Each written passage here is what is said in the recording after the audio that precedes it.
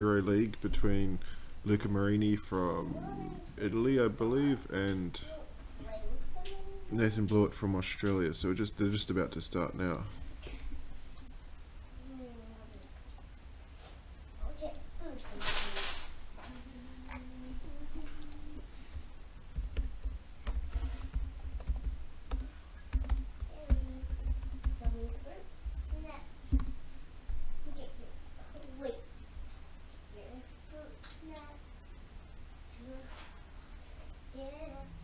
Just waiting for Luca to jump in. They played their standard yesterday, and I believe Nathan took down the match 2-0.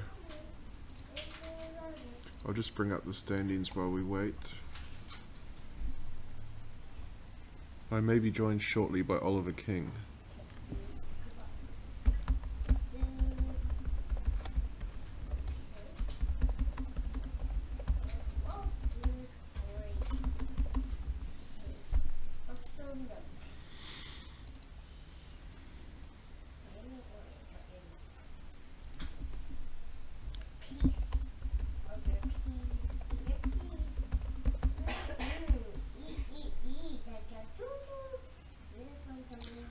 Okay, we're set now for modern.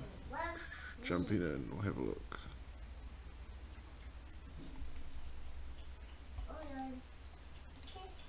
So it's Luca Marini on the top and Nathan Blewitt on the bottom. I'm just bringing up the standings now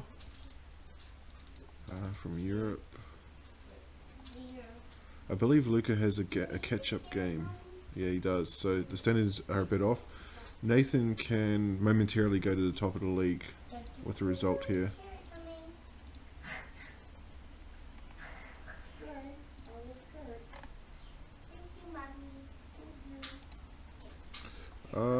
Some sort of red-black. I wonder if it's that hollow one deck from Luca and Elves from Nathan. So Nathan's been pretty consistent with the Elves build since he came into this league. This is his first season of league.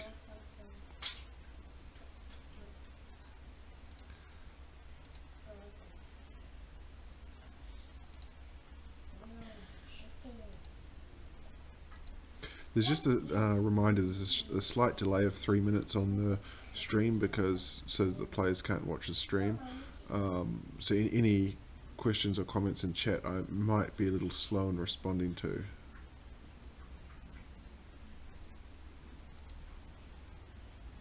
Mommy, they say, hold on your breath and she will eat slow.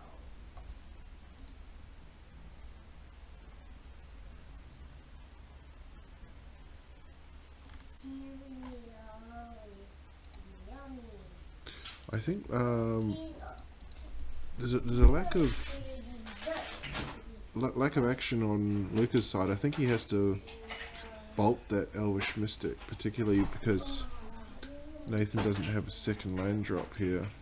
Although he might be tempted to save that for a more substantial target like a Zuri.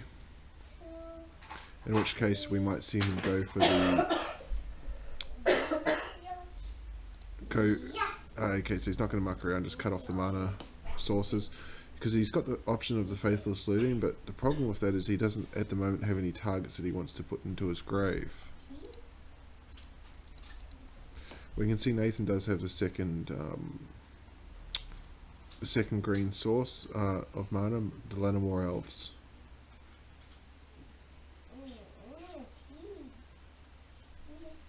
And now he's got a second land drop anyway.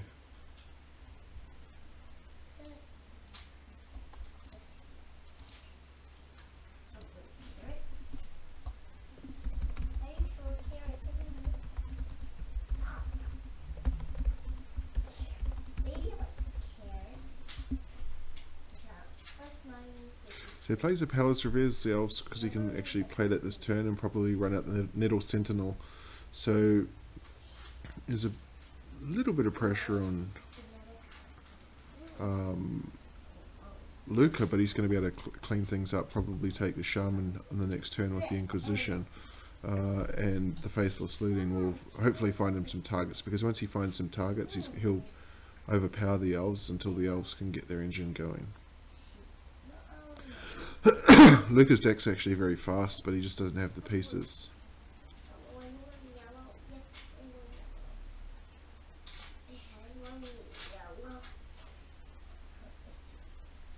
Gets a bolt, but I think he probably wants to keep that now because he'll save it for the Azuri or the Lord, the one that taps and gives you green for each elf that you control.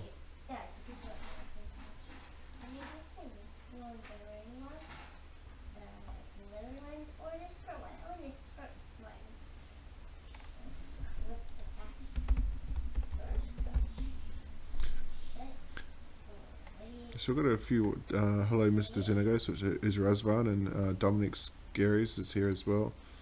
So we'll see what Inquisition's going to take here. I think he wants, or it's a tough one. It's between the Elvish Visionary, which will cut off some card advantage, or the Shaman, which is a more long-term threat. Because he's got two Inquisitions, I'd be inclined to take, I was going to say an Elvish Visionary first, because I think he'd push that next turn.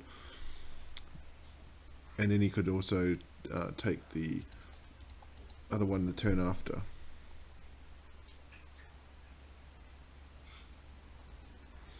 What he does see from the Inquisition is that there's no third land drop to even play the Shaman, so he might have been tempted to bolt there as well. He's going to bolt now, which is a bit of a surprise. I think I would have gone for the Faithless Looting.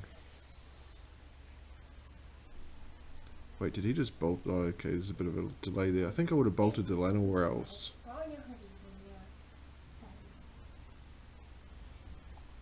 So we'll see what Nathan can draw for the turn now.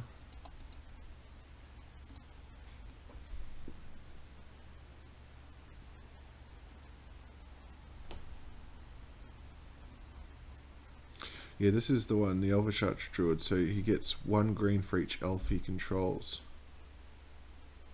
He may be tempted to run this out this turn, otherwise it's a good target for the Inquisition next turn.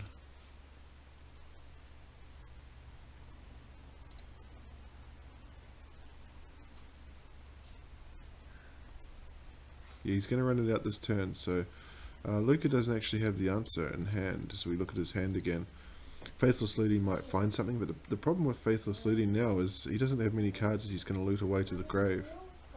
He knows about the 2 cards in Nathan's hand, so I think he'll loot here and discard the land.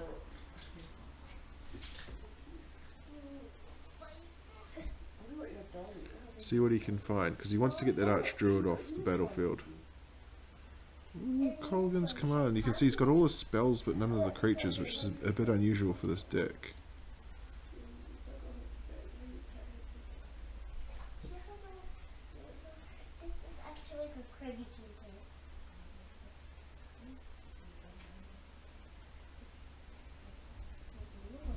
So big draw hit. Nathan can dump his hand next turn. The Kolaghan's Command is going to answer the Elvish Archdruid, but he doesn't have a decent second target for it. I mean, it's a discard or return a creature, and there's not going to be anything to discard. He can actually get in here with the Archdruid. Oh, it's the Llanowar Elves, sorry.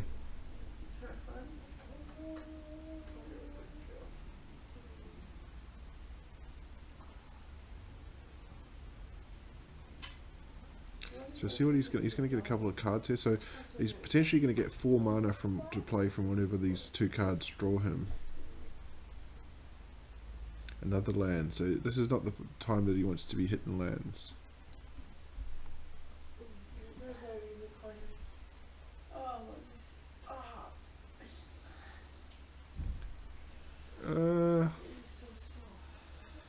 I don't know I would have done it that way. I think I would have tapped the Elves in the overgrown tomb, played this and then tapped it, and he would have had 4 mana instead. This way he's only going to get 3 mana.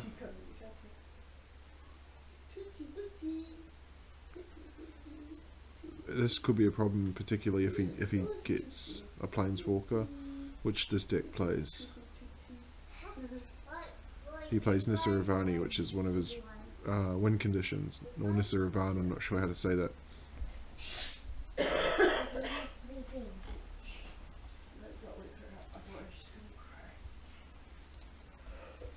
And as the trigger goes on the stack, we'll see what he's going to draw.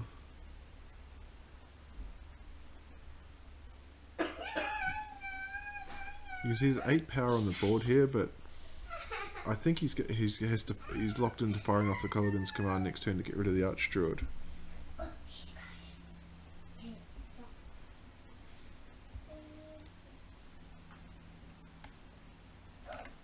hungry.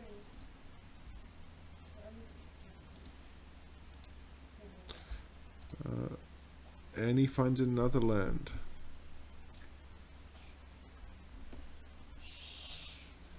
So it's on.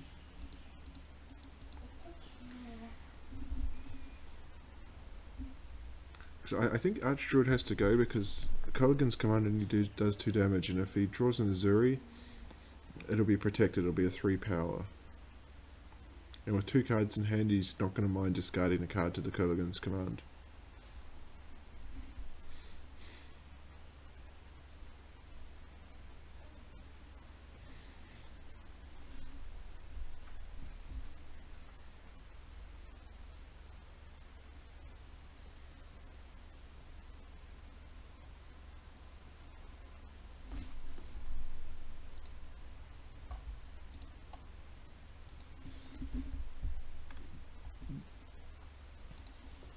Actually, just with the live scores now, Nathan sits tied for the lead with Felix at 18, but obviously Felix still has his game to go, so Nathan's got these 2 formats to try and extend his lead. There's a real logjam here. He's currently first, Felix second, David's third, Paxson fourth, Felipe fifth, and Razvan 6, all vying for the front. Then you go back to Luca, who's playing now and really needs a win, but he's got a game in hand as well. So we'll see what he can draw for the turn.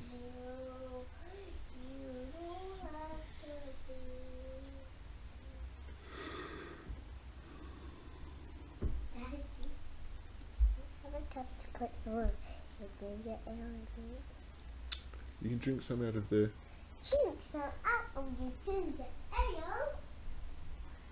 Sneaky. Yeah, he's in a tough spot here. See what he draws. I think he wants. He probably wouldn't mind a land so that he can flash back this Faithless Looting to discard.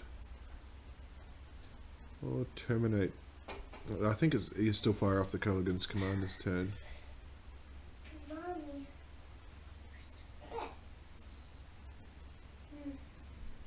Or not this turn, but he could wait till the next turn and see what's played.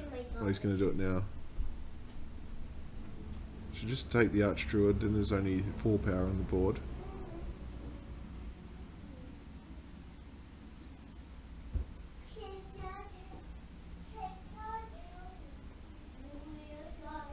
Xander will discard a land out of this. Modes 2 and 4. Oh no, he's just going to 2 damage to the face. He's not even bothering with the discard a card.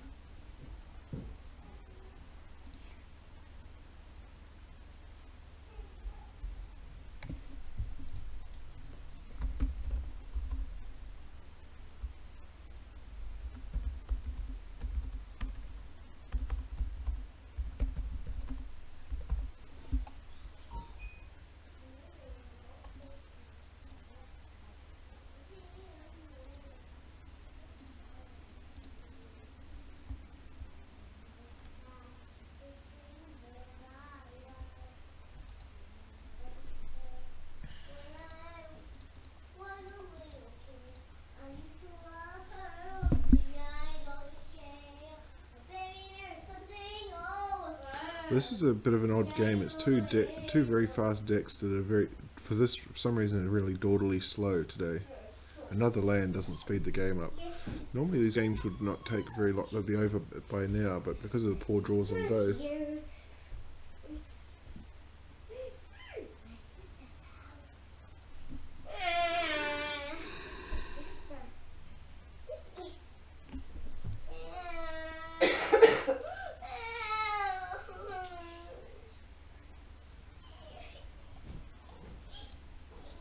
If Nathan's playing what I think he's going to play in Legacy, then it's going to be a very fast match.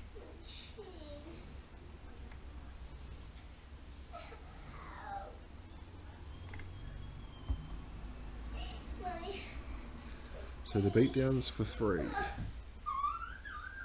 But Luca's still at a pretty healthy 15 life, 12 after this, and with a Terminate in hand to deal with the next threat, I think he's in a pretty good position.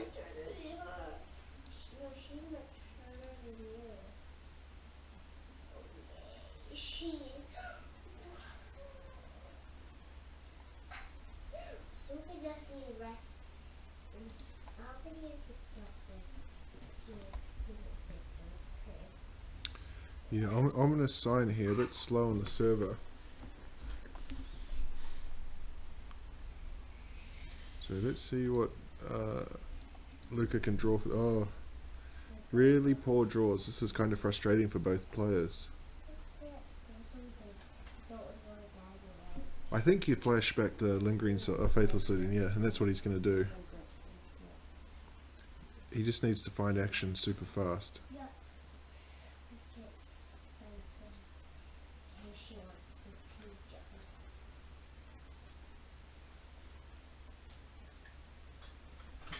Oh, there we go. He's found Pyromancer, which is a very good card in this matchup. He's seen Shaman of the Pack, so that'll be the card on his radar that poses the biggest threat at this stage.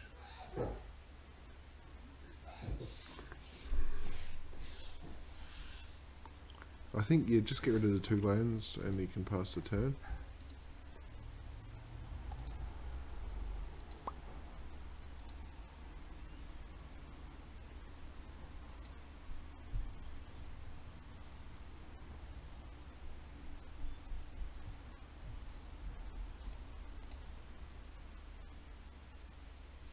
Oh, he's going to discard Terminate in a land. I'm a bit surprised by that.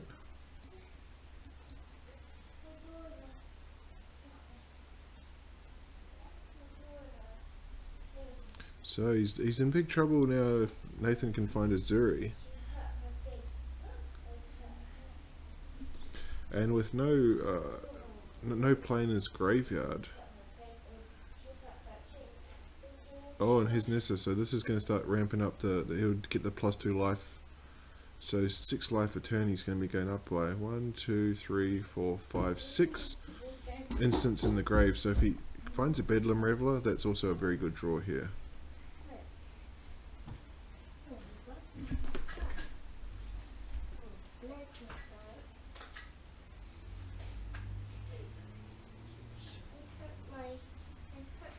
So he's going to go up to 23. I'm just going to look at the previous results here because I think this is the 3rd time I've watched Nathan play this. I don't believe.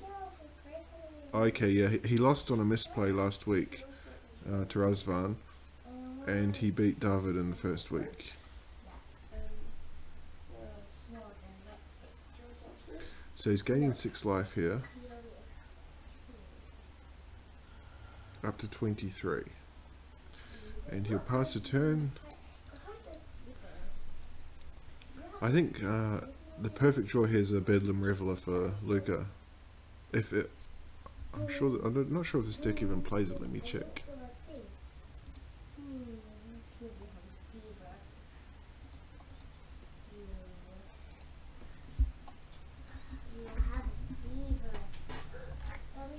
Just bringing up recent deck lists on Star City to see. One card it does play that would be very useful here is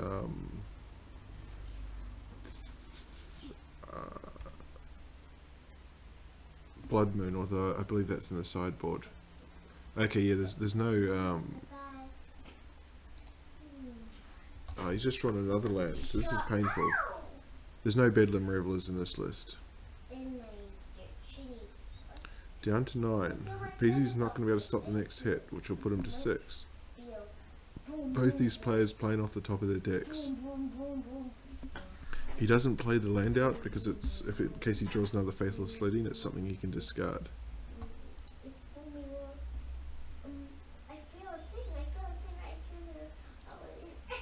See what Nathan finds off the top here. Another land. This is painful. He'll gain his 6 life and get in for 3.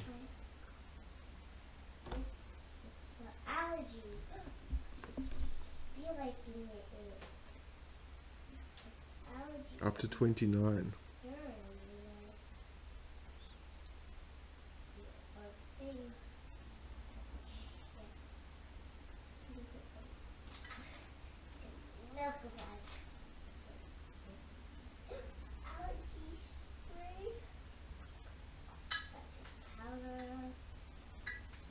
I think without looking through the script here, Nathan's just drawn lands for about the last 3 or 4 turns in a row, except for the Nissa. So Luca's going to drop to 6.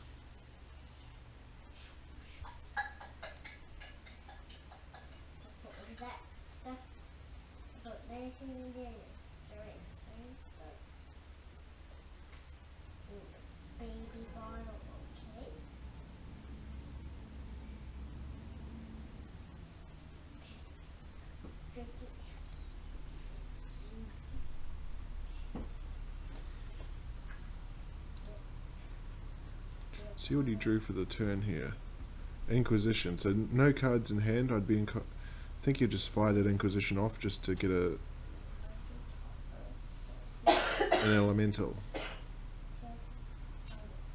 The elemental's going to put a bit of a stop to the attacks here. So it's back to Nathan. I think the first person that finds anything decent off the top of the deck is going to really take this one. No, not Lena or Elves. But it does mean he gets 8 life, up to 37.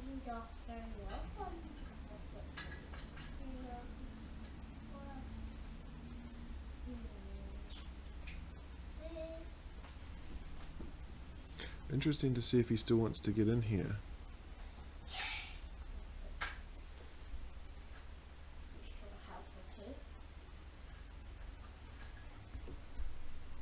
$37 life. Yeah, he's going to keep the pressure on. Knock Luca down to 4.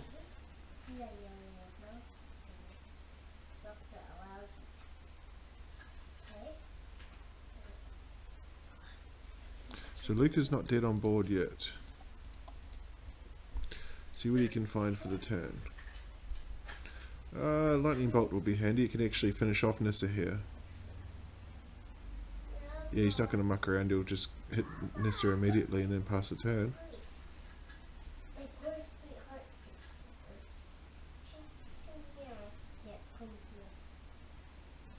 But Nissa's done the work. Gained Nathan about 20 life.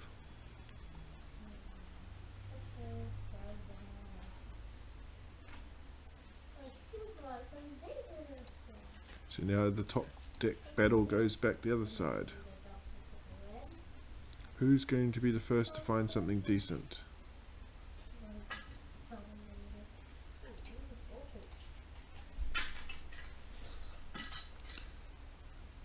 Nathan's draw here.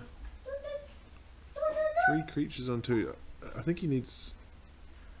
Oh, yeah, that one creature will be handy.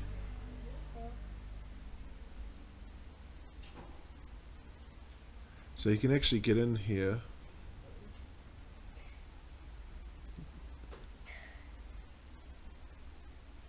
He's got enough to regenerate both elves that have attacked. So you swing both elves, regenerate both of them. Whatever gets blocked. And then I think Luca's just dead next turn.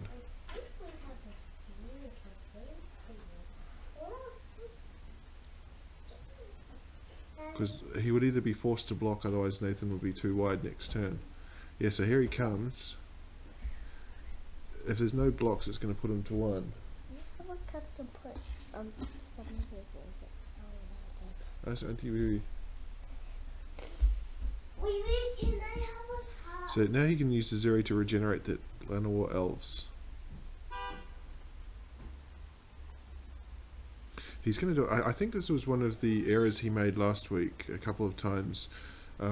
He didn't use this ability. So he might have watched back the video and has picked it up for this time. And so you can see now he's got 4 coming in next turn. This is going to drop Luca to 2.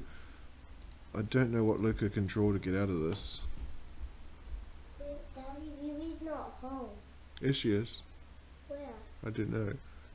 Faithless Looting would be a good pickup here because well, that will do.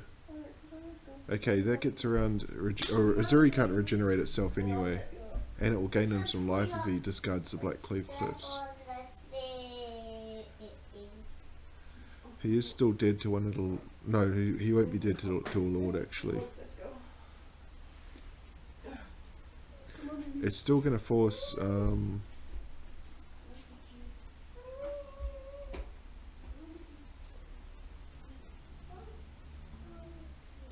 So he's going to escalate it to gain into life. Put him up to 4. Zuri goes down. So he's not forced into blocking with the Pyromancer next turn. I don't think he can afford to attack just in case Nathan peels a Lord off the top. So see what he's going to find here. 2, 4, 6. A Nettle Sentinel. Well, that doesn't have haste, so... Yeah.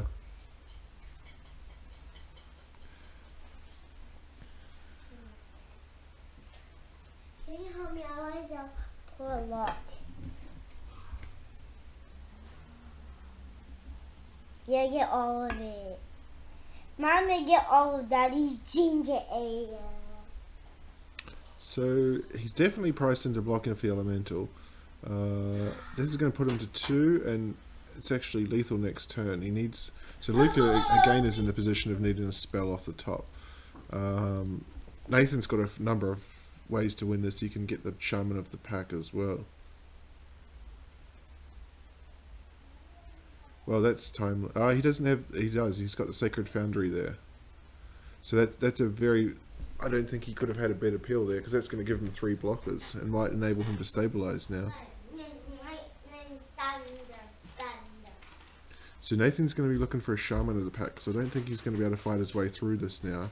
He's going to get another 3 blockers next turn as well.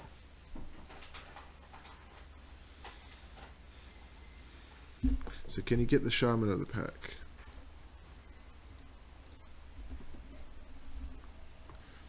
Yeah, he can chord here for a Shaman, and that will be the win. So that's a good top deck from Nathan as well. Both players played about 5 rounds hoping to top deck.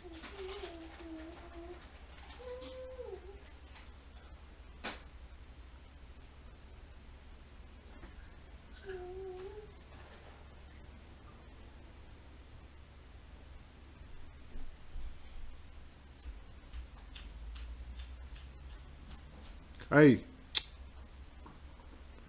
Chords for 3, I believe he'll find a Shaman, and that will seal the match. Game 1 of this quite a drawn out modern affair will go to Nathan. Just confirm he hasn't just got an Azuri instead.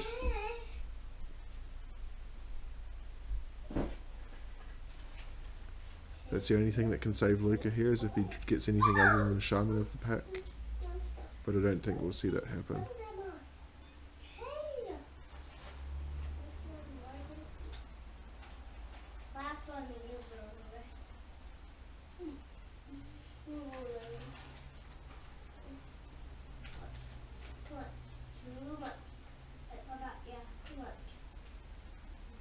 There's a bit of a delay there. I don't know if he's... We're waiting for Xander. Yeah, so he gets the Shaman of the Pack, and he'll take game 1. A little bit of lag on the server.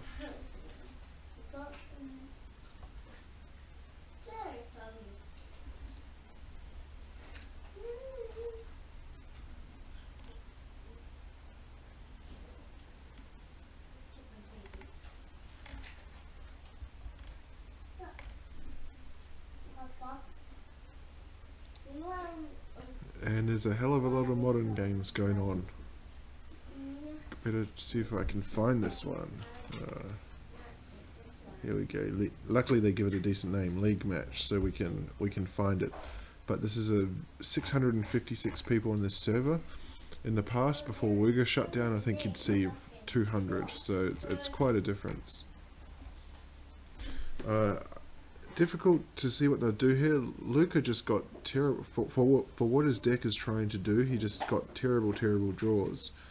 Nathan's draws were not ideal either, but slightly better than Luca's, and probably because of the win. I think what set Luca back as well is his is the sort of deck that needs an explosive start, and he just didn't have it.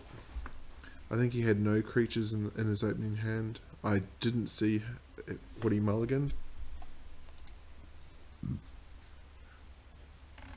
And it looks like no one's joining me for commentating, so I'll take this off.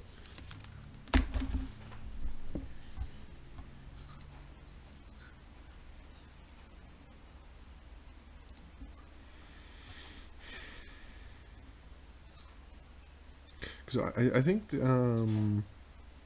now that Luca has seen what they're back into it, has seen what the deck is trying to do, I think we'll see. Yeah, you can see here the Fork Bolt. Oh, he's got Bedlam Revelers, so he's changed it up a bit. Luca's on the bottom of the screen. Engineered Explosive. That's a pretty good opening hand. On the other side, both players have kept 7.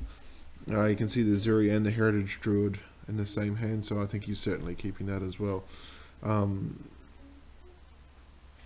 Luca will be aware here of the cards that he needs to focus on. Forked Bolt is going to be very, very good in this matchup.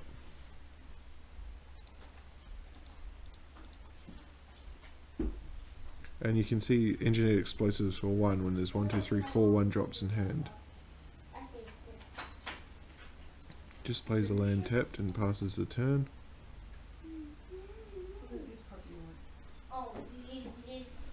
An interesting play actually would have been to play Engineered Explosives for 1 on turn 1 and then seeing how Nathan responds to that. Because it would be an awkward sort of dallying. Oh, he's got Collected Company, but he's only got 1 land in hand. So he's relying heavily on these mana dorks.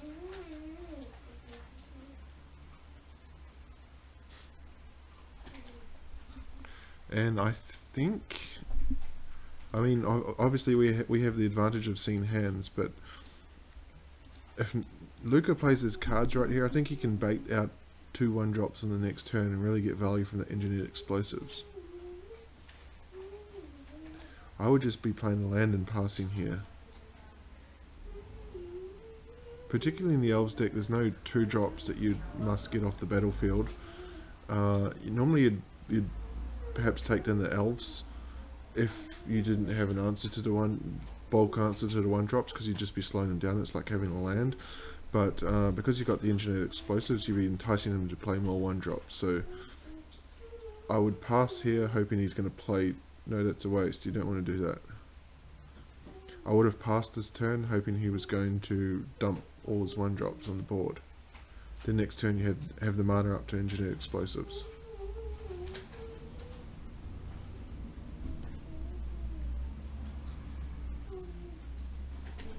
He is priced in here to, with the Bedlam Reveler, he can load up his, he wants to load up his graveyard. You can see there's no second land drop, so I think we'll see Crack the Marsh Flats Bolt in turn here.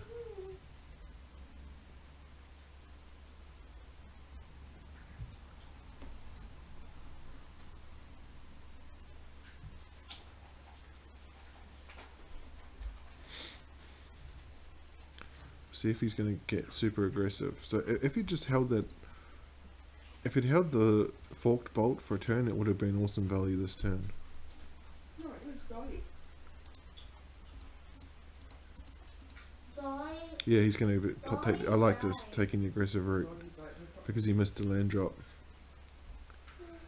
He's only got 2. Oh, there's a Faithless Looting. That's a good draw. So that's going to put 3 for the Bedlam Reveler into the grave, and that's another great draw. So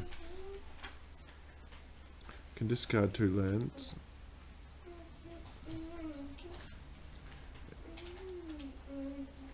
He's already taken down 2 1-drops, so he's not going to get huge value out of that. Like Engineered Explosives.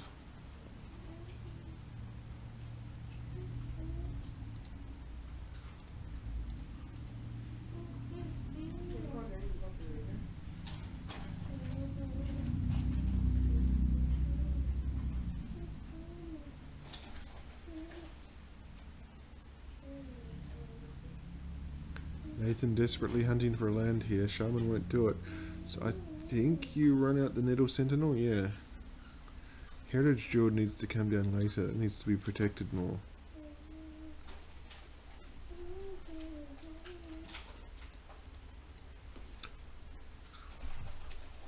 I wouldn't fire this bolt off.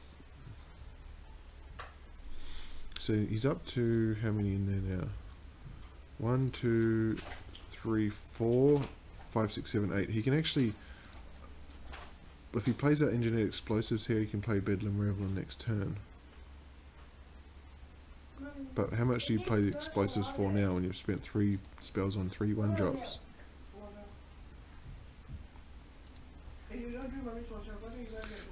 He sort of needs to play it, because if he wants to play Bedlam Reveler next turn, he's going to be discarding that explosives anyway, so he's got to put it out this turn. Is he going to he's choosing 3 colours, okay.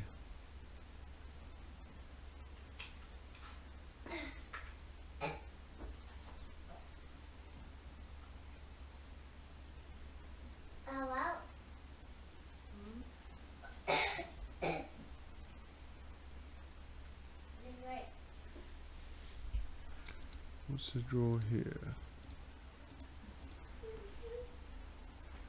Yep, go for the card draw. Then you can play the Sentinel and the Druid together next turn. Start to get into the range for Shaman of the pack. So he's 3rd land now, so he's starting to get into the, starting to hit the land drops, and he's getting toward that collected company.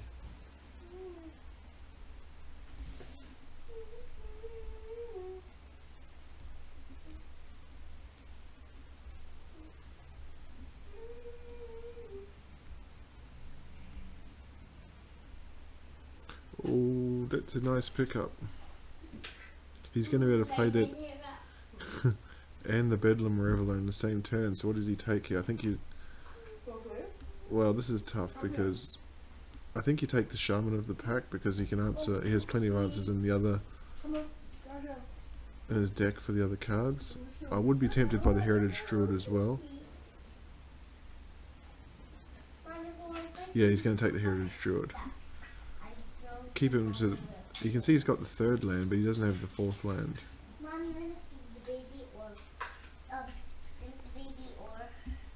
And that's going to put another card in, so now he's up to 1, 2, 3, 4, 5. So you can tap out 1, 2, 3, 4, 5. He has to tap out here for the Bedlam Reveler. Load up with 3 cards, so he's in a nice position now. See what he gets. Bedlam Reveler into Bedlam Reveler would be good. Lingering Souls, he's got the white source to play it as well.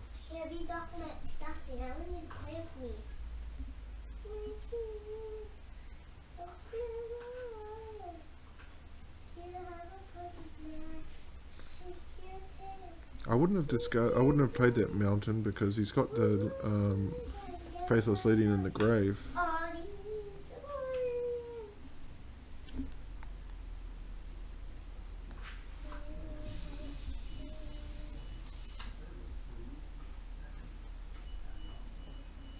So now does he take the Shaman or the Azuri? I think you take the Azuri with the Inquisition.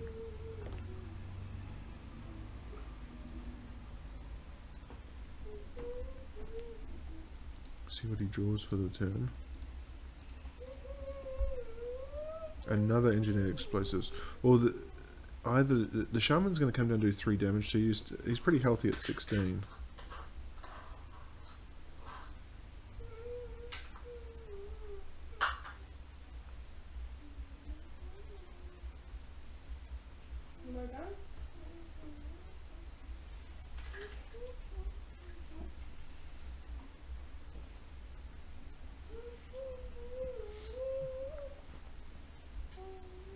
I think I would have fired off the Inquisition there. It does mean that Nathan's only going to be able to play one of the 2 cards, but it lets Nathan choose which card rather than Luca choose the card.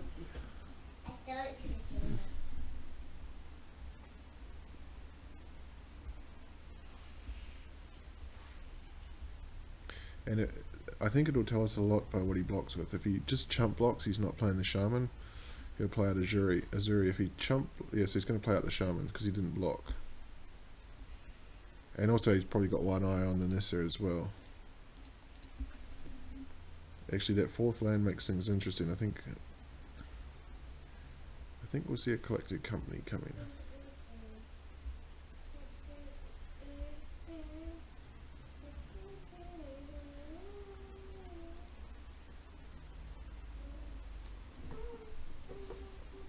This kind of forces Luca into taking the Shaman with the Inquisition. He's going to do it main phase here.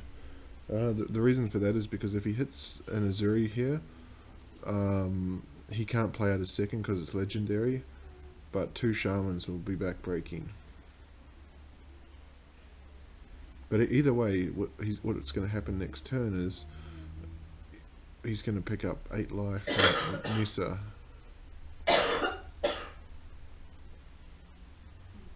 Nissa, though, will not last through the Lingering Souls.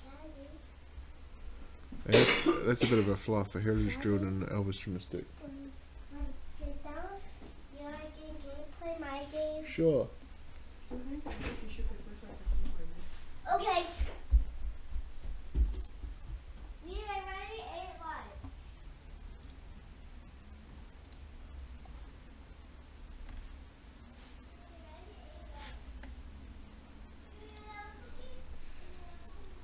So now that he did that main phase, we're going to go back to Luca. So the ball's in Luca's court. He does have, you can see if that Engineered Explosives was cast on 1, it would be very handy here. He does have another Engineered Explosives. I think you fire that off this turn. You can play Inquisition. That's probably the best line actually. You can use the Inquisition to take the Shaman. I'm sorry, take the Azuri, fire off Engineered Explosives for 1 and crack it. And then Shaman's only going to do 2 damage. And you might even be forced in, because two prowess triggers for the Bedlam Reveler might force a block there. No, float your miner first.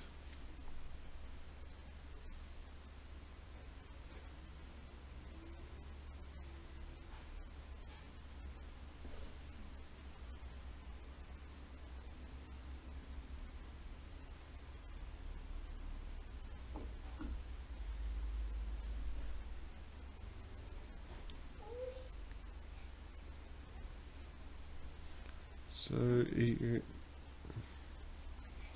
you go. now, what's he going to take here? I think he takes Azuri this time. Here you go. Yep, and that's just going to bring a concession. So Modern has been forced into a game 3.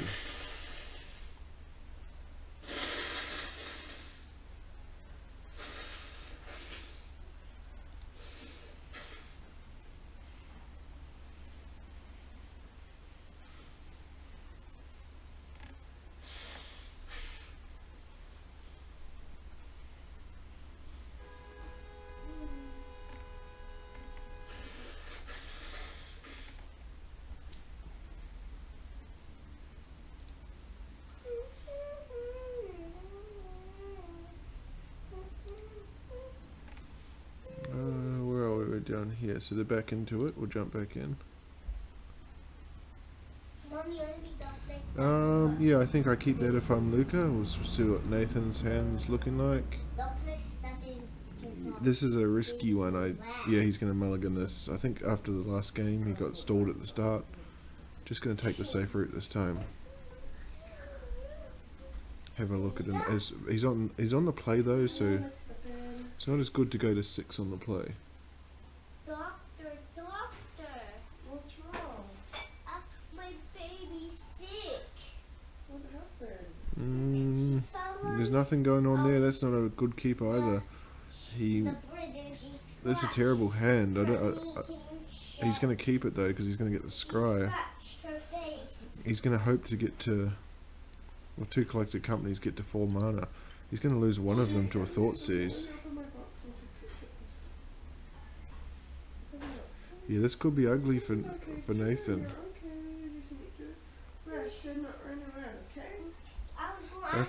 What did he do with his scry? He kept one on top. Okay, so we'll see what he did here. So Inquisition straight up. There's only one target for Inquisition. That's an Abrupt Decay,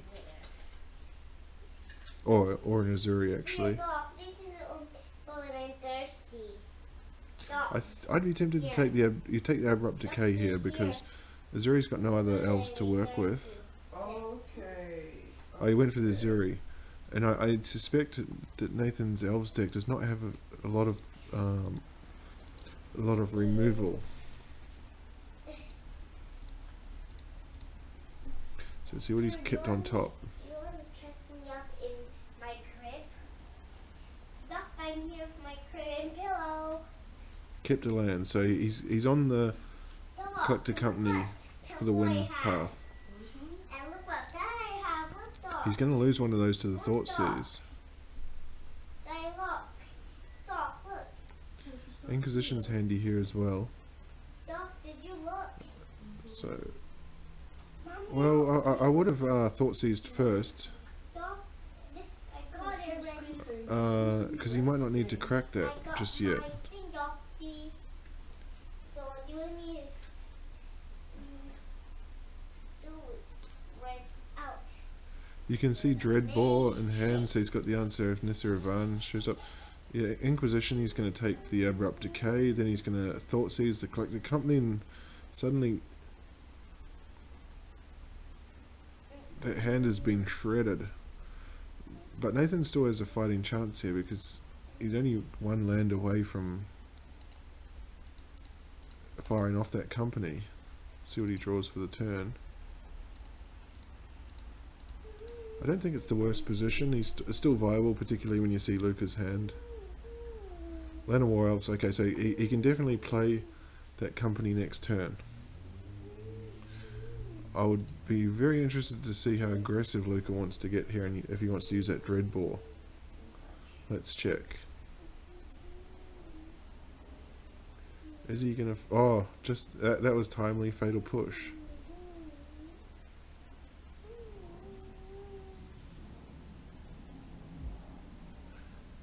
I think you've got to use that Fatal Push here. The only problem is he doesn't have any pressure of his own. He's got 2 Lingering Souls and a Bedlam Reveler, but yeah, he's going to push. You can see that's going to put 4 in the grave. So Lingering Souls will put 5, and that will mean that he can actually play it. So Nathan's hoping to top deck a land here. He doesn't. He'll get another shot. He's still in this match because Luca's hand has been very slow. Does he find the land? No. And he will pass a turn.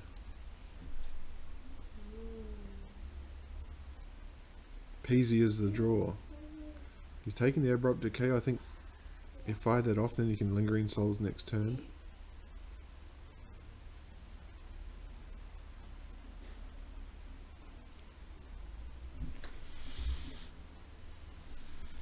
And he took the Abrupt Decay, so I don't know if there's too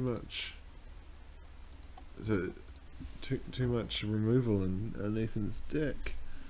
And there's the 4th land. He's hit it. He doesn't really... I was going to say, you don't really need to fire it off just yet, unless he's specifically looking for a Lord.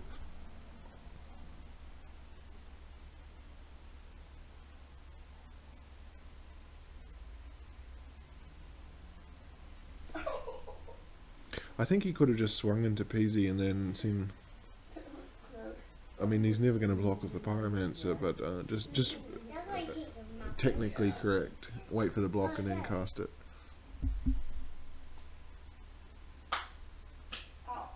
Two Lords would make it a 3-3, so it's a long shot. It's kind of pointless. Well, there's 2 of his gun cards, Azuri and Shaman in the pack. Shaman's going to do 3. And this is going to be interesting to see, because of those, what Luca is going to do with that Dreadbore. Because he has to cast it before he can play the Reveler. He doesn't want to just discard it to the bin. I think he's got a Dreadbore Azuri next turn.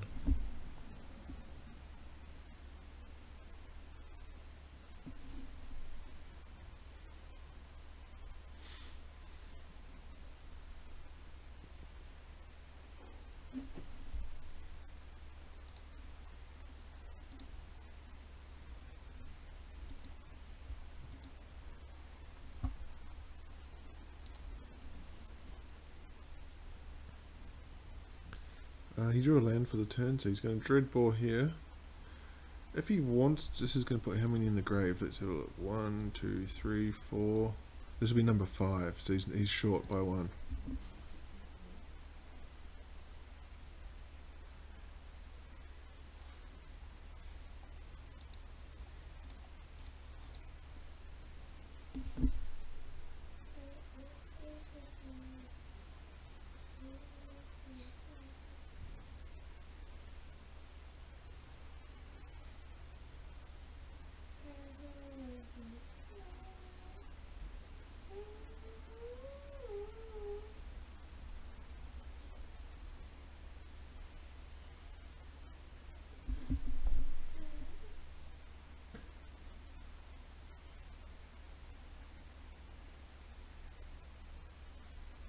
So Nathan's starting to build up quite a presence here.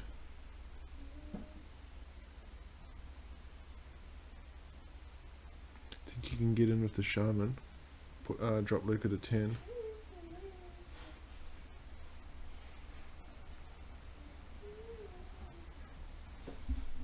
Well, he's going to be aggressive here. So if you want to block that visionary with the elemental, then you're going to take 3 damage from the shaman. There's no chump block. Oh, and Luca's not mucking around. Peasy's getting in front of the shaman.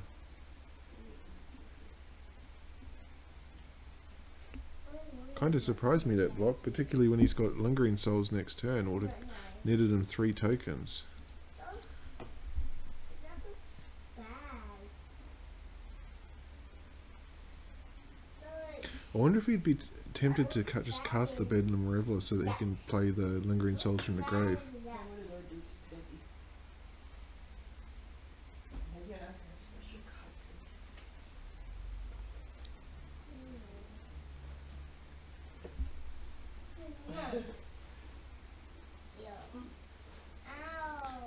The land's going to actually enable him to play up both cards here. So that was a good pickup.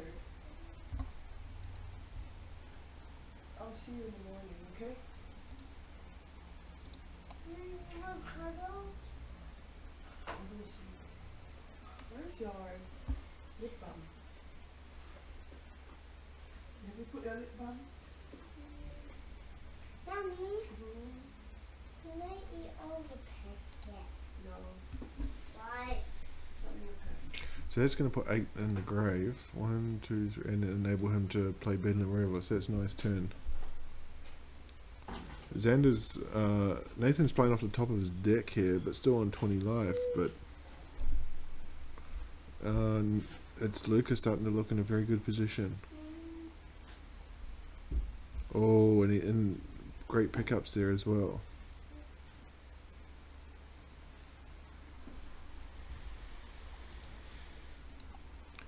So I don't know how many, if he plays the full 4 collected companies, but a collected company would be very timely, not a land. I think this one's getting away from him now.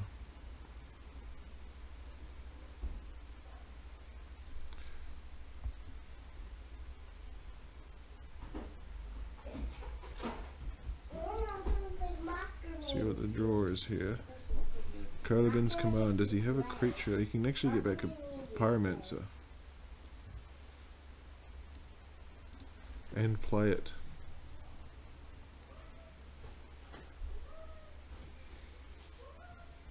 This is getting ugly. I think we're almost chalking up a win here for Luca.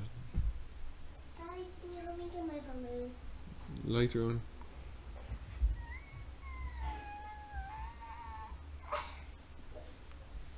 Maybe your balls that you bought. So Peasy will come back, and he's got 3 triggers in hand. So I just don't see how Nathan can get out of this one now. I don't even think Collected Company is going to be a good enough top deck.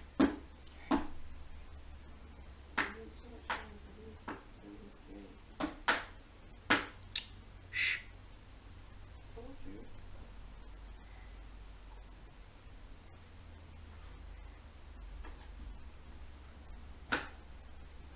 So, no cards in hand for Nathan. He's playing off the top of his deck. What can he find to get out of this? Yes. Forrest, I think that might almost bring a concession. Yeah, he's going to concede. So, Luca takes Modern 2-1. So I just fill in the live ladder here. That 1 point that he picks up in Modern just nudges him a point ahead of Felix, but Felix still has to play this round. And that moves Luca up to 12 points. So Luca can actually close the gap on Felix to 2 here if he wins Legacy.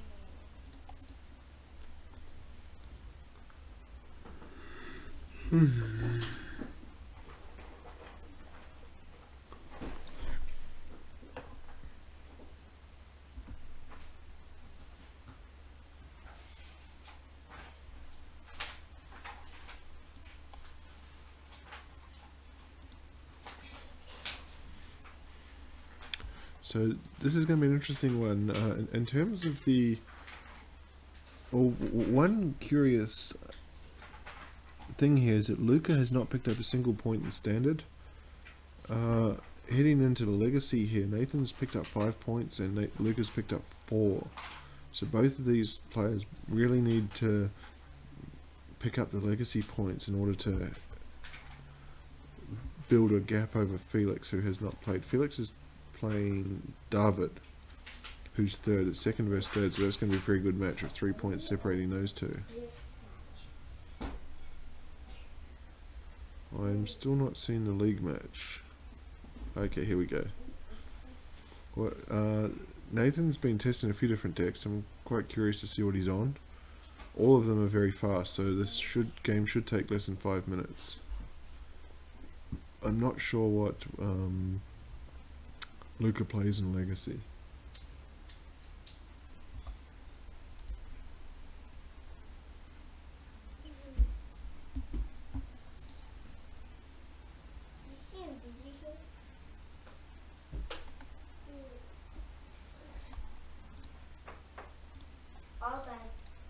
We're just waiting for Luca to jump in and join now.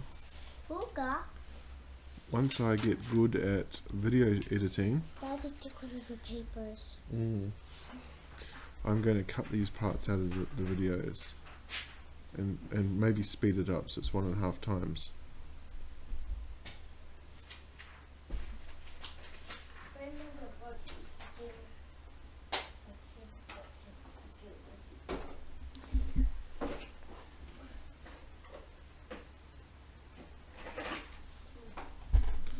Still waiting for Luca.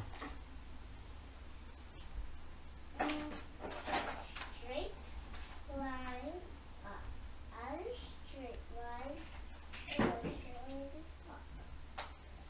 One straight line, a straight line, a straight line at the top, a straight line at the bottom, and there. Yeah, I'm not sure what's going on here. Alex, Christmas birthday party card, birthday card. I'm drawing a picture for you. Why do you draw Alex's card? Okay, so just a brief break from Luca. He's on his way back now. I promise you I'll draw hokey pokey. Well, I did it, so I want to do it now. You'll teach me how to. I want to learn how to do that. And you did 3 dots. Then I got like top. I got 2 dots. Smile. No. Then use it in with 2 different colors. It's pink and purple. Yeah, one of the problems with this OBS is that you cannot pause it. Obviously you can't pause a live stream, but in terms of recording. So I might play around with the YouTube and see if it can be, these gaps can be edited out.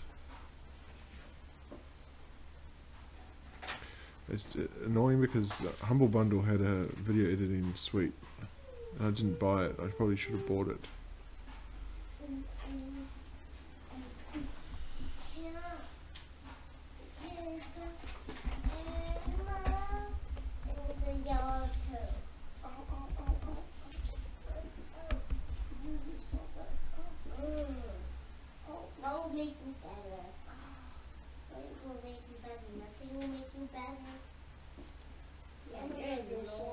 The other time?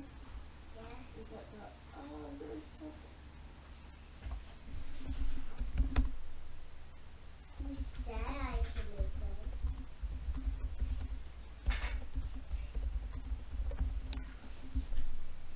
Mommy, I'll start really soon. And almost start her. Hey, I don't know where. This is kind of annoying.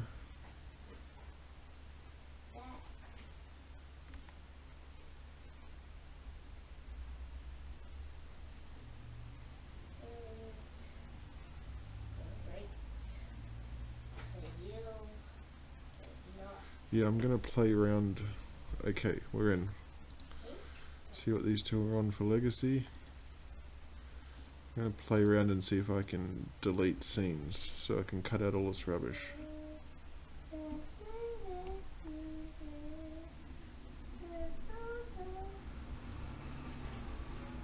It's Luca at the top.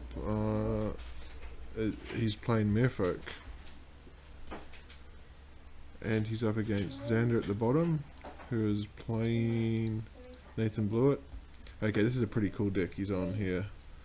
It's basically dump a whole ton of... he's got all the pieces he needs, I believe.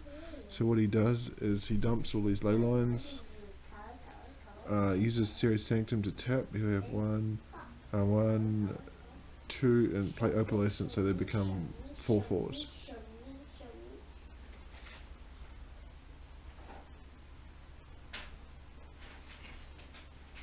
And you can see there, he's exiled his hand, so Luca's just saying, oh wow, so Luca now sees what he's up against because the hand was exiled. From what I know of the deck, I wouldn't have exiled that, and the same with that one. I don't know what he's looking for here. Both those first two looked okay.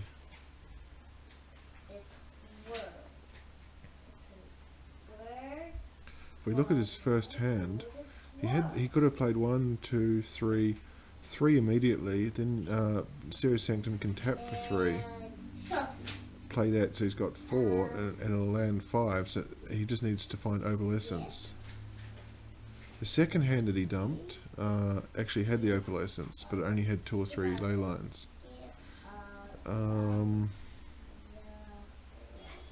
Both players are mulliganing, so we'll just look at Luca. That's a terrible hand from Merfolk. Nothing going on there. Nothing.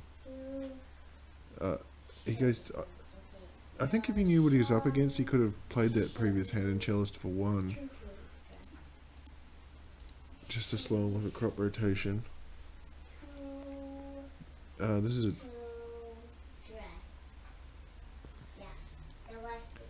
So we're looking at Nathan's hand now. Luca is keep. We'll see the hand he's going to keep. There's not much there, but he can play into a true name Nemesis. Nathan is still thinking about this one, I believe. One land, I don't think he's going to keep it. Okay, so the scries begin. I suspect this favors Luca because he's got a threat. Nathan here has to get to 4 mana. If he doesn't have a Series Sanctum, he's got to get to 4 mana just to do anything.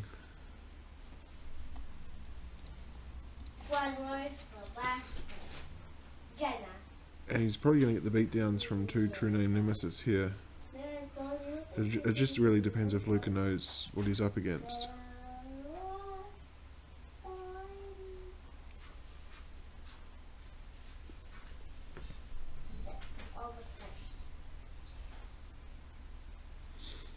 if I'm Luca here, I would be tempted to either play the Mutavault or the Island first. I wouldn't play the Cavern until turn 3 with the True Name Nemesis, because you don't want to give away information.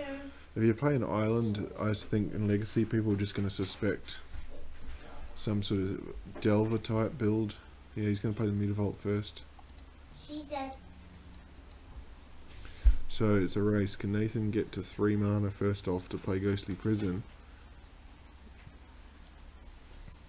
Sarah's Sanctum land would be handy. His Opalescence, so he's got the pieces that he needs. He just needs to be able to cast them. Sophie said squirrel. And Sophie said skip around the... I think these ley lines don't really have much relevance to the game. Does he have, yeah, he's got a Merfolk, so he can actually play out the Silvergull Adept here. Yep. Revealed the True Name Nemesis. I think this first game he's going to be too fast for Nathan. Nathan basically has to peel 2 consecutive lands here, otherwise I think Luca's going to take this first game. But again, I'm not 100% familiar with the deck, but looking at his opening hand here, I would have kept this one. I think this is very viable.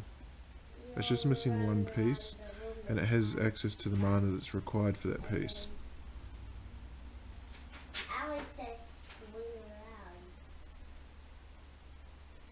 So what can he do? Here we go, he's got to peel 2 lands in a row so that he can buy time with Ghostly Prison. That's not one of them. Oh, he can actually use crop rotation here. Tap them.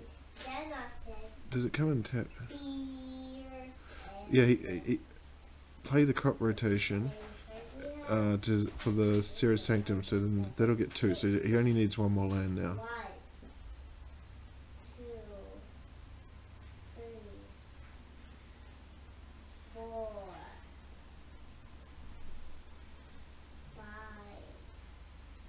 6, 7, 8.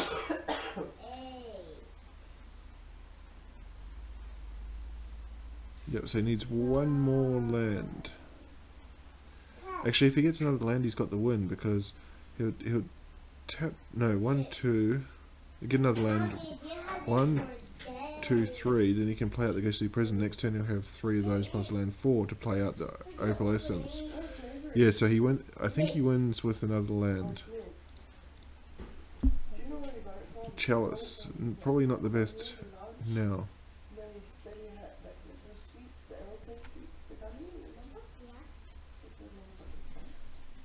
It's a bit unusual to see Chalice, I think, in this Merfolk deck. I think it's specifically there to Chalice for 1, because Merfolk doesn't have a lot of 1-drops. We're going to see True Name Nemesis come down here.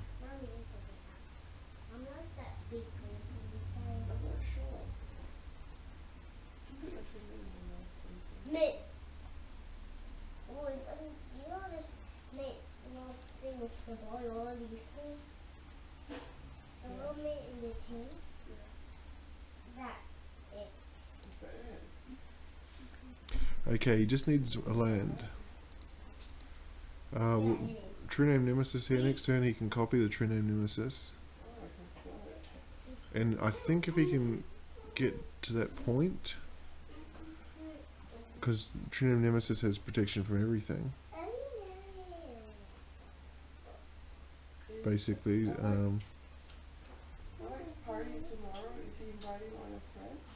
okay, so he's found the land. I believe he's in a pretty good position now. Ghostly Prison is going to mean cut those hits down to 3 a turn. We have to do his birthday card. Can I write my name in there? Yeah.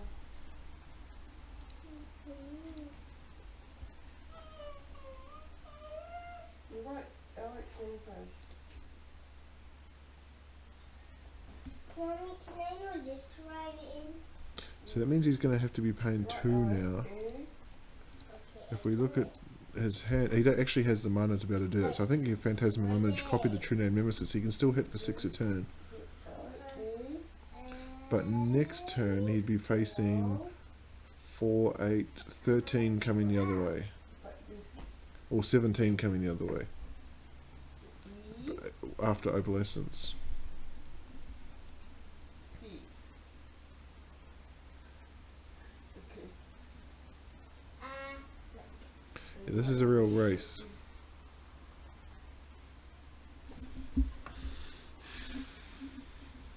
I don't think... I think I would...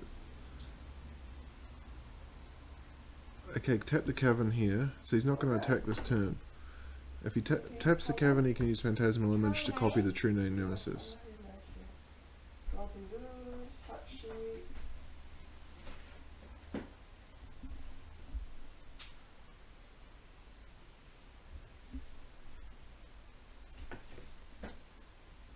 So, does he want to get in for 4, or does he want to copy?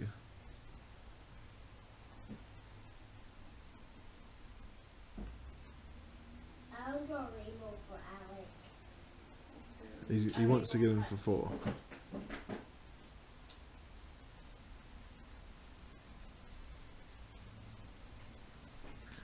I think I would have gotten in for 3 and copied the True Name Nemesis, so next turn he can get in for 6.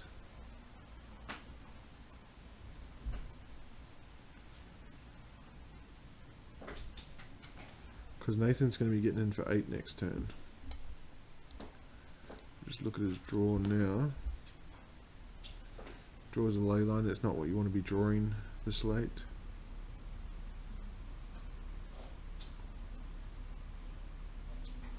Look how I draw, Mommy.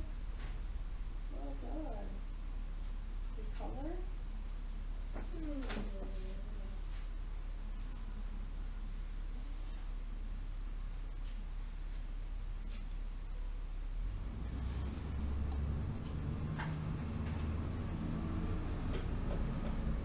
So now he's going to get in for 8 damage.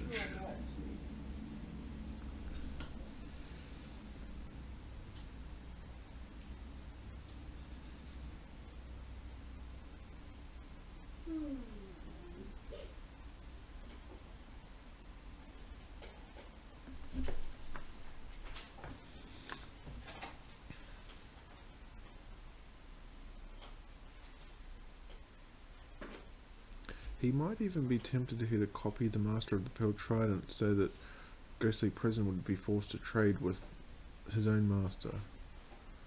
Although he does have a 2-turn clock. Silvergill Adept and True Name is going to get in here.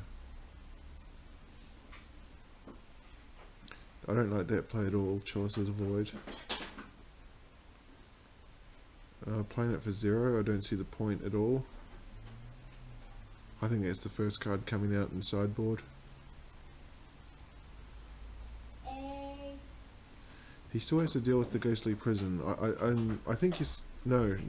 I think he needed to swing there with the Silvergill and the True Name.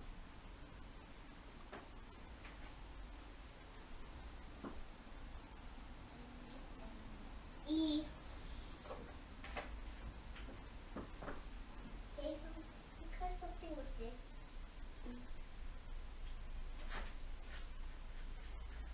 And I would have copied the True Name as well, because Nathan's going to be in a position next turn. I don't know if he can afford to attack, because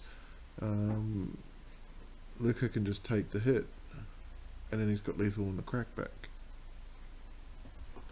As Nathan goes to 8, now you can see the one card in hand's a Chalice. So we'll see what the draw is here.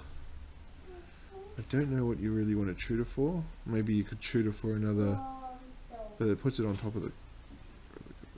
Yeah, puts it on top. He could tutor for a Ghostly Prison, but I think it's too late as well. Enjoy your birthday before happy prizes. So I think Luca's actually got this first match thanks to the True Name Nemesis. You're my best friend. I'm going to. You guys are my best friend. From Sophie. Should we go to Mark and Wilson? You don't see your name.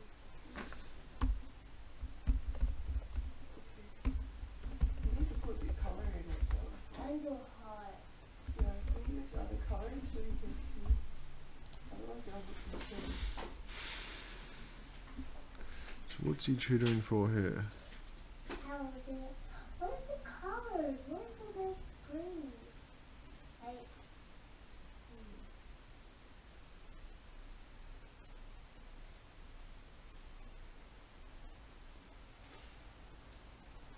He's only going to have 2 mana to spend. I don't think there's anything he can do for 2 mana.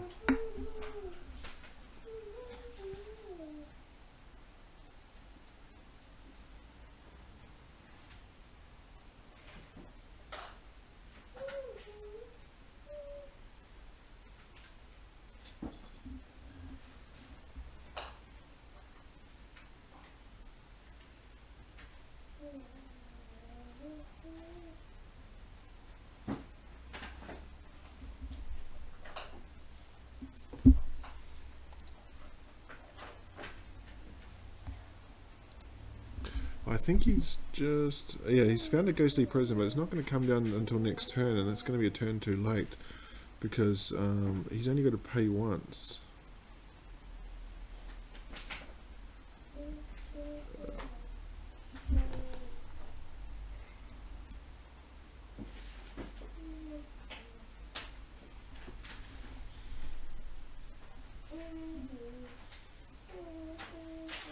If he taps next turn, 1, 2, 3, 4, 5 mana.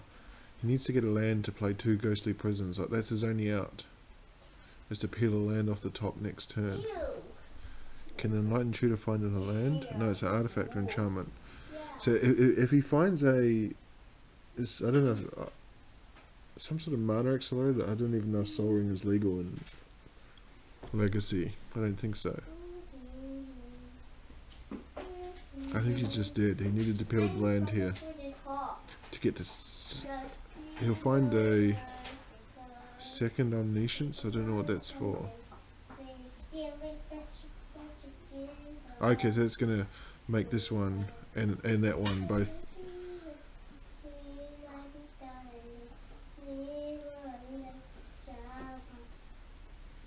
But I think the play here is to. He can't attack. That's the problem. Like this?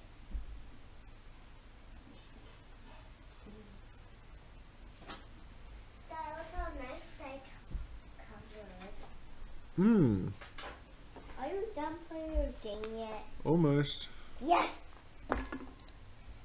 Well, So what can Luca draw here? No, not that.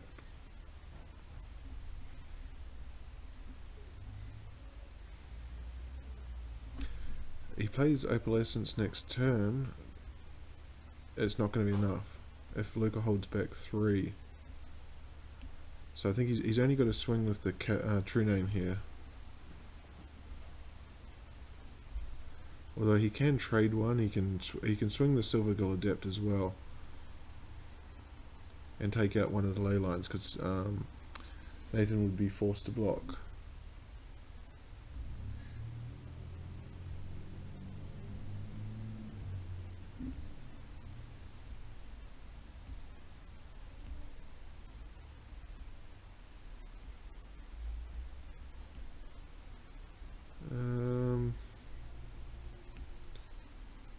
What's going on?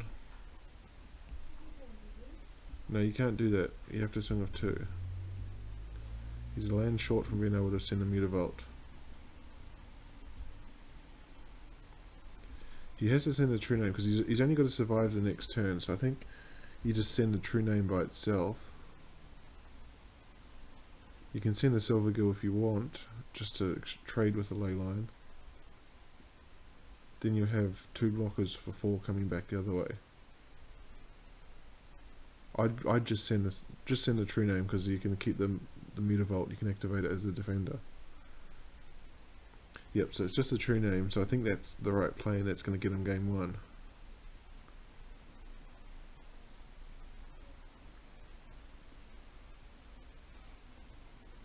Now, why is he tapping more mana? Okay, he's going to get in with the Silvergills. This is lethal, so that means Nathan has to trade one of the ley lines with the Silvergill. drop to 3, and he's only going to have. And it also weakens him next turn. So when he taps Sarah's Sanctum, he can only play the Ghostly Prison. He can't play the other. Oh no, he actually, yeah, he taps out because he's got the Savannah. Okay. He's going defensive, but that play won't do it. Because it just means that Luca will tap 4 for the true name. So Luca's going to take game 1.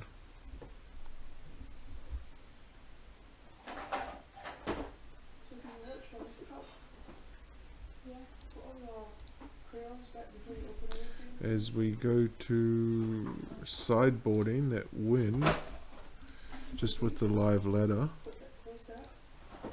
Put your crayons. Then open it back up. Yes. Keep all your crayons, please. Why do you color something? Luca's making a run up the table here. He can go to 16. He could go to 3rd if he wins this one. What color on the box would be? How many color on your books? Boxes, what color on your color book? Because Luca does have a game in hand as well, so My coloring book's upstairs. against Colron, because Colron joined later because the player dropped. Use too much paper. Yeah, stop using all my paper. I need some paper to color. Go and get a coloring book. My coloring book did. I just need short paper like No, go get a coloring book. this. Where? Where's your colouring in book? Can I write on this? What? Watch! Sophie done? That's like coloring out the put on there. That's what I'm telling you. Watch what you're doing. I'm coloring it. Look at that paper. That's an empty paper. Why don't you just use that paper? See? Look at that. So much space. Just, I don't know what the, probably counter spells. So I think Nathan's deck is weak to counter spells. Then go to your room and get a coloring book. So I don't know if Luca plays the Force of Will main deck or sideboard. He would need to know what card to counter as well. For Nathan, I think he would be in the market for something like a Detention Sphere or Oblivion Ring type removal as well, as they're back into it, so we'll have a look. I don't know enough about Enchantments and Legacy.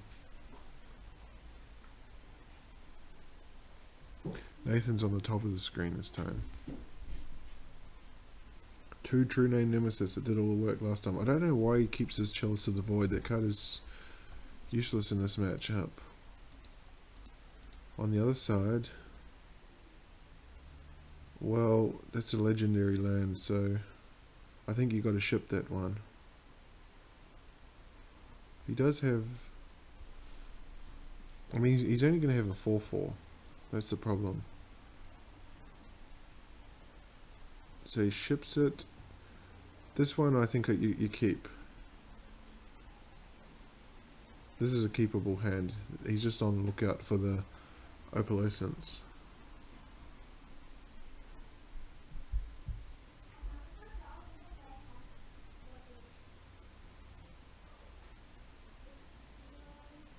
He's going to be able to play the Ghostly Prison turn 2, which is going to buy him some time.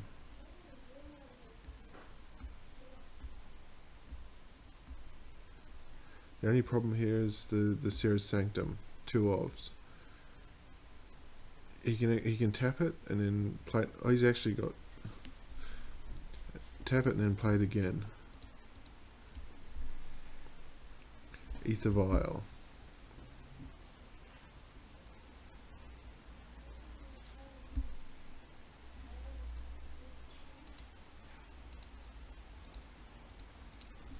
So Nathan's on the lookout for opalescence here. Okay, so he's bought the Oblivion Ring in. He could fire that off now if he wanted to, or he can Ghostly Prison. See which path he's going to go down. Ghostly Prison, is it?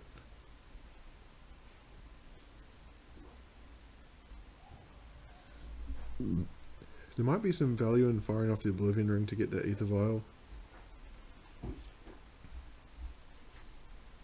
Mommy, if you want to do this, I'm saying no. See?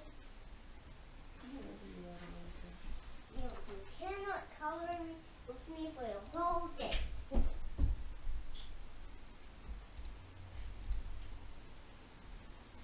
That is going to buy him some time, but the problem is Luca can Ether Violin his threats and then use the mana to pay for the prison. But I think we will see the Oblivion Ring on the Ether Vial next turn, because he can't Oblivion Ring the True Name Nemesis.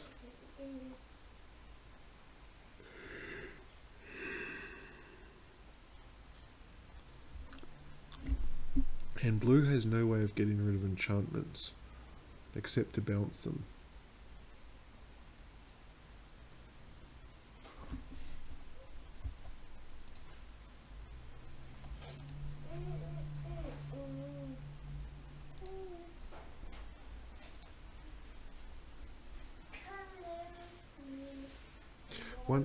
There's no point jealousy. I really don't like this card, because the only reason Nathan's deck plays 1 mana is burgeoning to find Sarah's Sanctum, and he's got one already. All Luca's doing here is cutting off any other Ether Vials he might have. So once the O-Ring comes down on that Ether Vial this turn, he's just cut himself off. He has to hard cast everything. Sarah's Sanctum is not what Nathan wants to see,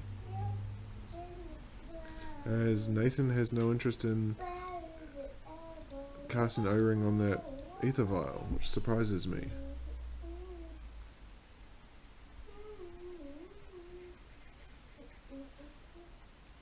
So here's the True Name Nemesis, and we're going to see three of them next turn, because he's going to be able to vial one in and copy one with Phantasmal Image.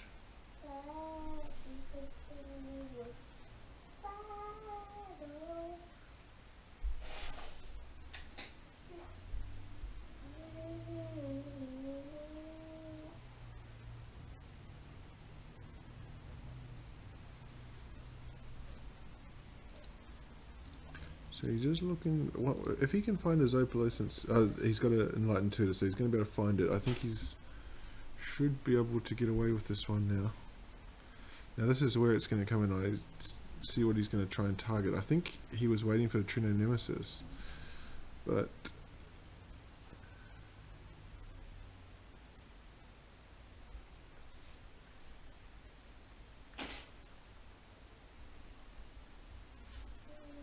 if this can target True Name, then I will learn something. No, he's going to have to Chalice. Oh, okay, yeah.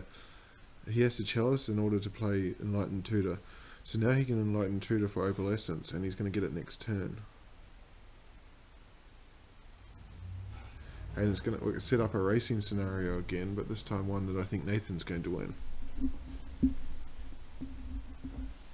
He can tap Sarah's Sanctum for the full 4 mana actually.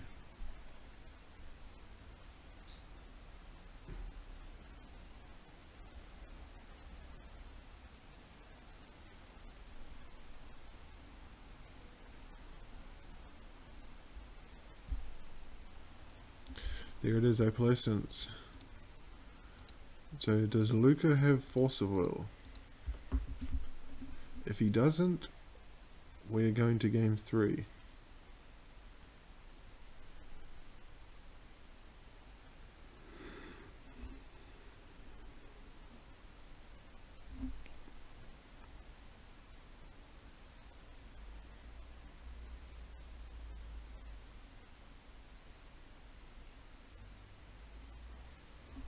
You can actually pay for the 2 True Names here and Ether Vial in the 3rd one. So it's a 3-turn clock is what he's presenting. But Nathan's going to hit him for 14 on the crackback. I mean, this one's going to be a chump. The one he can vial is going to be a chump blocker, which won't take damage. So that's for 10 on it. 2-turn clock either way. Does he peel the Force of Will off the top?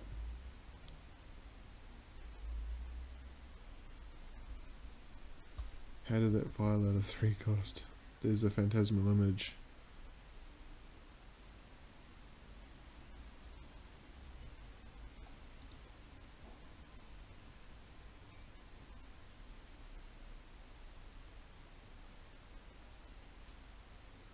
One really cool play that I would like to see that he could have done there was to let him play the Opalescence then played the Phantasmal Image, copied the Oblivion Ring, which would have been a creature at the time, and then got the Opalescence with the Oblivion Ring.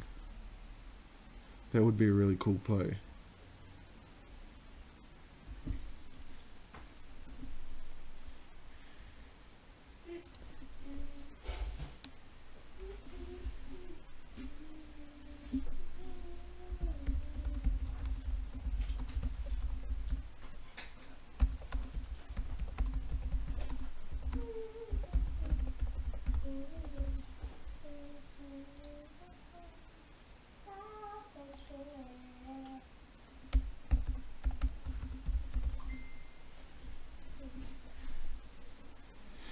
So he's going here for the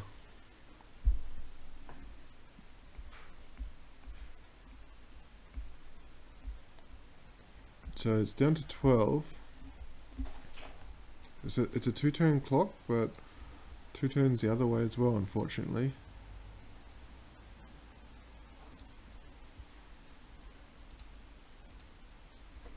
So now we're going to see the big crack coming the other way.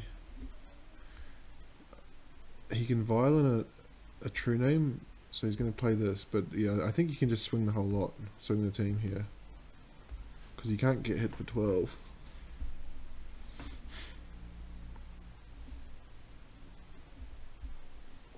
I mean, you can't swing Oblivion Ring, and or you suppose Oblivion Ring's okay. You can't swing Ghostly Prison, but you can swing the other 3.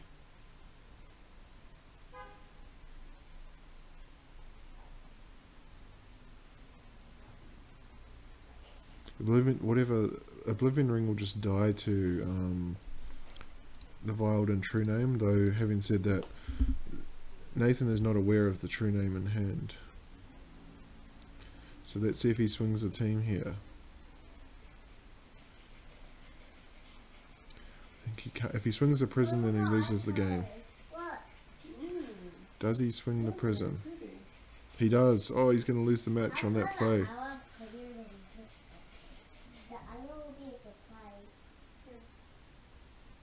In comes True Name to block that Ghostly Prison.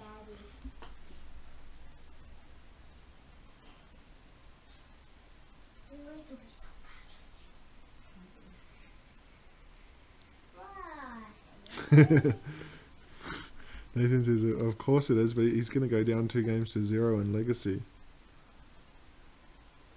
True Name to block the Ghostly Prison here. And then he can get in for free next turn.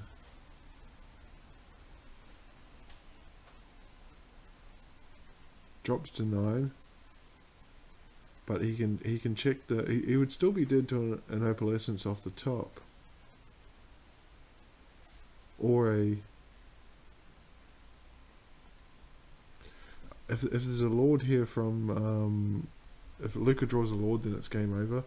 Nathan can still win with a ley line off the top.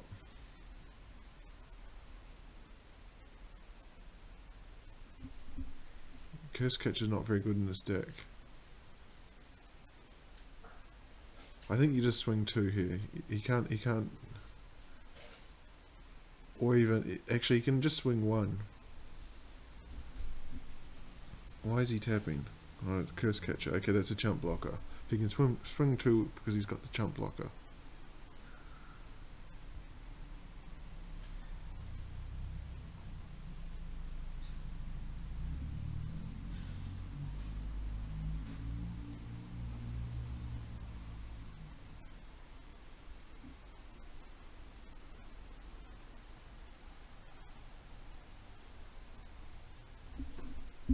Yep, just 2 coming in, knock into 6, so it'll be lethal next turn. So Nathan's got to win the game on this turn. Another Opalescence, I believe, will be 1 short. See what he draws. Another land, so Luca takes Legacy 2 games to 0. And with the live ladder, as I just update this, with the live ladder, Nathan sits on top, a point ahead of Felix, but Luca goes now only 2 points behind Felix.